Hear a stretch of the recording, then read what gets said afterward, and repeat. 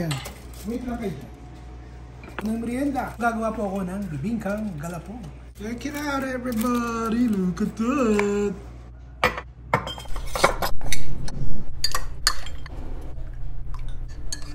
Ang nakakadagdag ng sarap nito, yung sunog factor nung dahon ng saging na ginamit natin eh. Ito po yung rice flour.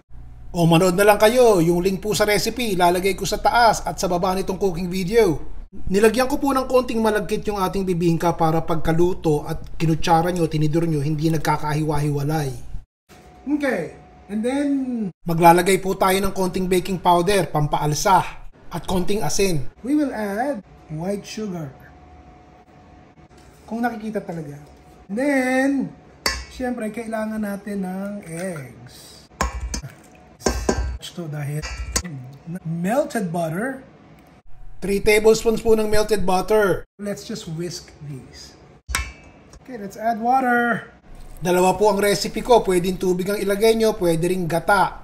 Yung gata, mas creamy. Syempre, mas masarap. Kaya lang, dagdag budget. See that? So easy to make. Diba ang dali? You can make this at home this weekend. Okay, that's it, everybody. I found some banana leaves in the freezer. Tinunaw ko po. Coat it with cooking spray. Kung ayaw yung cooking spray, melted butter. Okay na. Ready?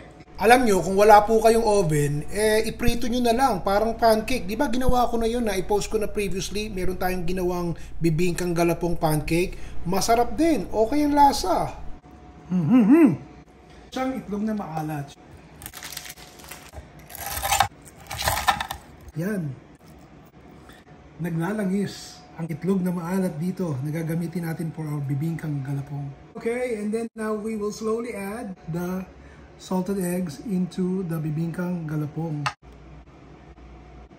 This is all ready to go. We are going to bake it in a preheated oven of 450 degrees Fahrenheit for about 10 to 12 minutes. We'll pull it out. Hey, look at that! Maluluto na yung bibingka. Okay, let's do melted butter.